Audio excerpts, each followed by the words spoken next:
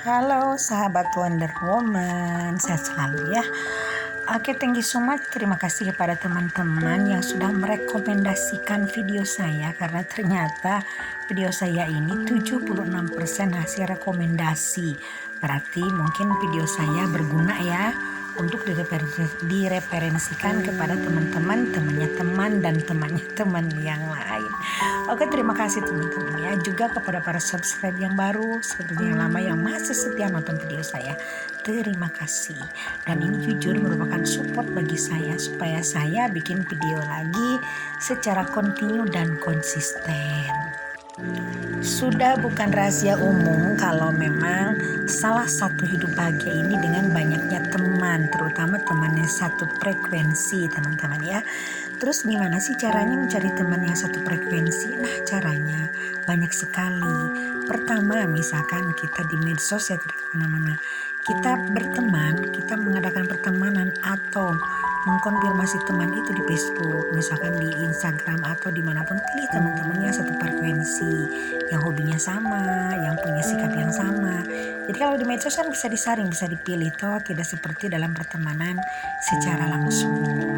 Nah, lalu keduanya juga kita bisa lewat misalkan lewat acara keagamaan, misalkan lewat teman di gereja, lewat teman di masjid, di vihara.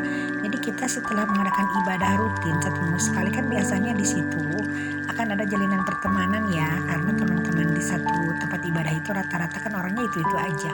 Kalaupun ada yang baru paling 1-2 orang.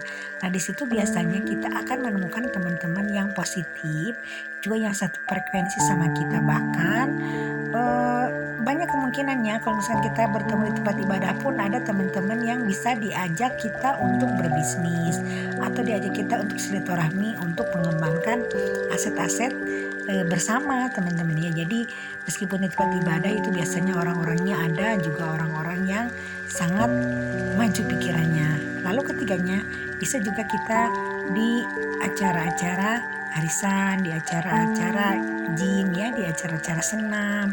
Nah, maka dari itu teman-temannya yuk kita keluar rumah, misalkan hari Minggu kita ikut acara senam di lapangan tuh, acara senam-senam atau di gym atau di tempat-tempat senam, di tempat fitness ya. Nah, nanti di situ juga kita akan ketemu teman yang satu frekuensi sama kita.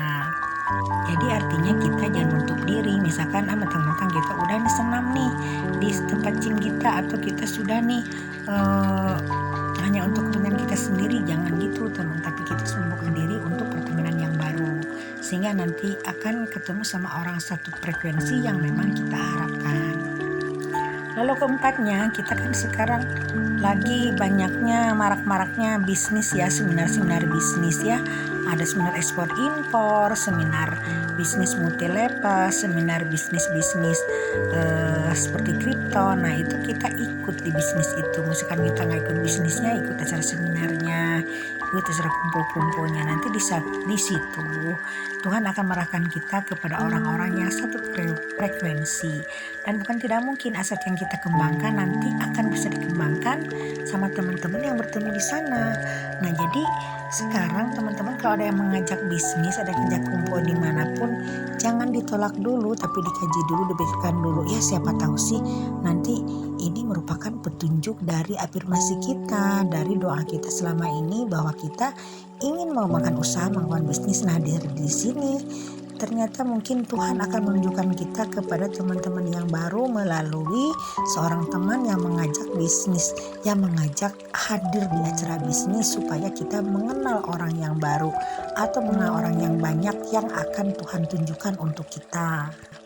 Lalu kelimanya nih, kadang-kadang bisa itu kadang-kadang dilupakan sama kita. Misalkan kalau kita ketemu sama teman-teman yang di perjalanan, misalkan kita kan kadang-kadang naik kereta atau naik pesawat atau naik bis ya, atau naik travel kemanapun kita, kan biasanya ada tempat teman duduk tuh, teman yang sebelah kita. Itu jangan sombong, kita harus menyapa, harus ngobrol, ajaklah ngobrol, alamat di mana, nomor kontaknya kita minta, nomor kontak kita juga dikasih sama kita ke dia.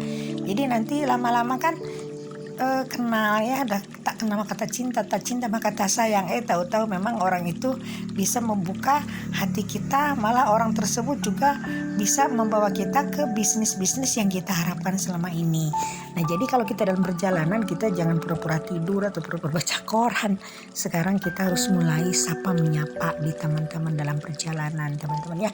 Nah, ini sering kita lupakan, padahal di situ sangat-sangat berguna sekali. Nah, banyak sekali di antaranya hal-hal atau cara kita mencari teman yang satu frekuensi, tapi hanya ini dulu 5 yang saya diskusikan dalam video ini.